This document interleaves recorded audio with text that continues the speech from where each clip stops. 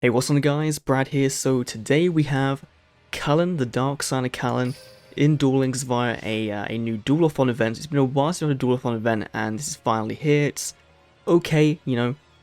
The rewards are, like the actual gem rewards or whatever are fine. The daily rewards are going to be the things that actually you kind of grind out for, because as soon as you get to the end of the cumulative rewards, I believe, then you just get nothing. So yeah. You're gonna do this real easily because you might want to get these cards. There's a couple of cool cards in here as well.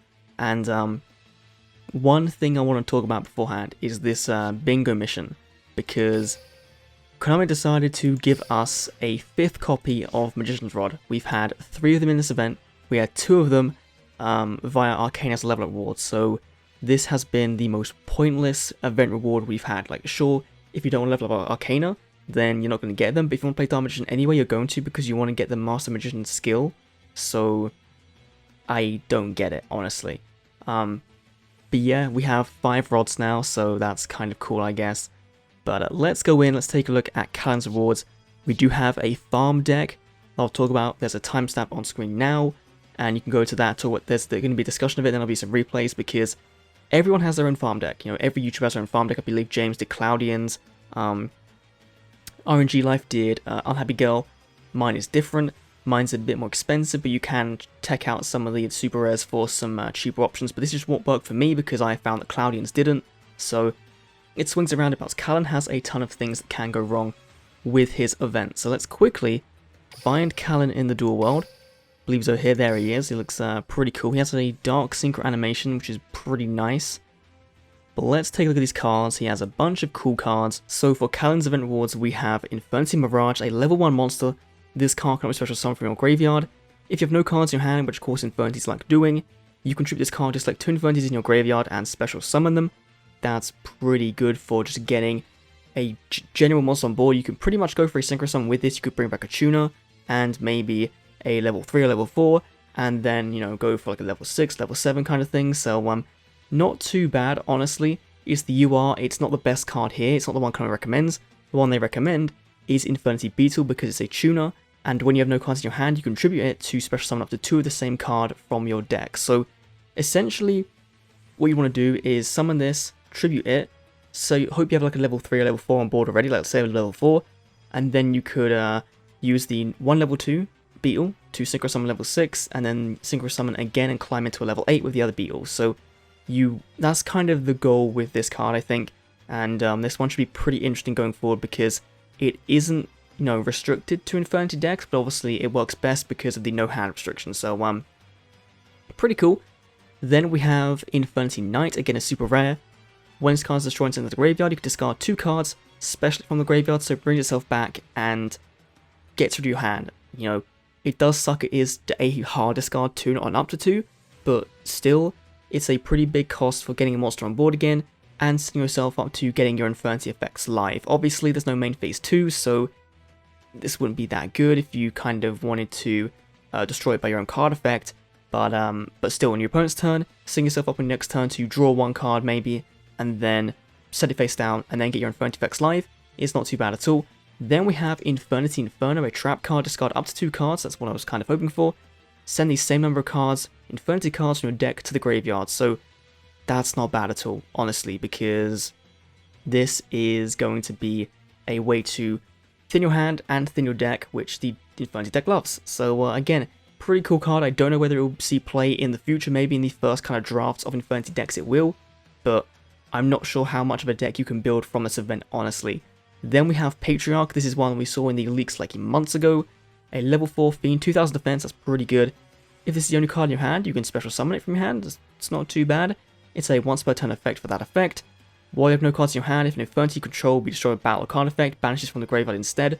This is the best use case for it, I think, because you'd probably like send it to the graveyard with something like Inferno, and then have it in your graveyard to have that effect live, potentially. So, not too bad at all. I quite like Patriarch. Then we have Phantom Hand, which is a trap card that basically sets your hand up to be empty, which is okay. It removes from play all cards in your hand to your next standby phase. So obviously, if you use this at the beginning of your turn, or like during the middle of your turn or something, once you set up your board, and you can get your Infernity effects live very easily. I don't know whether this will be good in the deck. It seems like a cool choice, but you know, nothing that's going to be make it broken. So pretty cool. Then we have Wave Motion Inferno. I think this was a secret rare in a TCG, so had a bit of a rarity downgrade to a rare in Duel Links. Basically, it's a field spell for Infinities, but it's a continuous, you know, gains 400 attack, and then you can send a special card to the graveyard to send all cards in your hand to the graveyard, so it empties your hand very easily. I feel like this is better than this. Obviously, this brings them back, because it banishes them until the next standby phase, but I feel like in Infinities this might be a bit better, so this might be one you need to watch out for. Then Infernity Beast, which basically becomes an ancient gear if it attacks when you have no cards in your hand, so not too bad. And then we have two crappy vanillas, Magic Gun and Witty Phantom, which came out in the original Yu-Gi Star deck, so cool. Cool rewards, pretty good. Hopefully we can farm over some good amount, and hopefully we get a good couple of copies of these, because I'm missing still quite a bit. And I've done quite a few farms, so let's take a look at that farm deck. So the deck we're using to farm Kalin is this one. It is an Aromage Ra deck. It's pretty standard, honestly. I think you know what to do by now. You just get a Jasmine out, you sit on it, you draw cards, you use Garden to gain life points to draw cards, you used Ladybug to gain life points to draw cards, and then your final turn play is literally you summon Ra, you use Econ if you have to change a defense monster to attack mode, play Magic Arrows, attack in, and then it's game. So obviously, the back row, like I was saying earlier, is pretty important. Draining Shield isn't as much as you'd think. I've had plenty of games where I've gone over 10,000 life points and not need to use this once, so it's not necessary, but it's just there because it is a consistency booster for the deck, so if you have it, run it. Obviously, Wall of D is pretty good as well. Kalin does have some pretty scary things in his farming deck, so he has Infinity Archer, which can attack directly, which is pretty killer, so that's why the Wall of D is there, because as soon as you Wall of D that, it's 0, he can't basically do anything with it. He also has Infinity Break, so he can actually get rid of one of your cards, so it can be pretty devastating to get rid of a card just before the Ra summon, or pretty early in the game when you have no monsters on the field, because if you have a Jasmine on board, he can't really get over it with his normal monster, so that's pretty good. He also has Zero Max, that's a killer card if he gets stuff. He hasn't got after me yet. He, in like 10 duels, he hasn't got off at all, even though I've only had, with this deck specifically, I've had 5 successful farms in a row. Every other deck before then was kind of like tippy-toeing on the verge of winning and then getting destroyed, and Zero Max is an option he can use against you, but this deck that I'm using here, this has been 100% consistent for me. Obviously it might not be for you, but for me it was, so enjoy the replays, and let me know what you think, let me know what deck you're using to farm him, if you think this event's good or not. I think it's okay. I think the Infinity cards we got were better than I could have expected, but yeah. Thanks for watching, and enjoy the replays, I guess.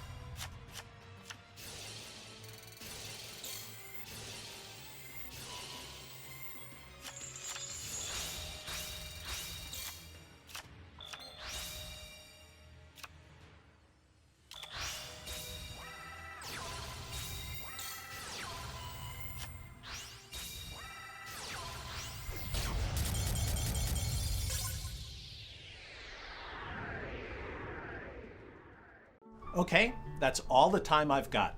I gotta get back to playing Legacy of the Duelist on my Nintendo Switch.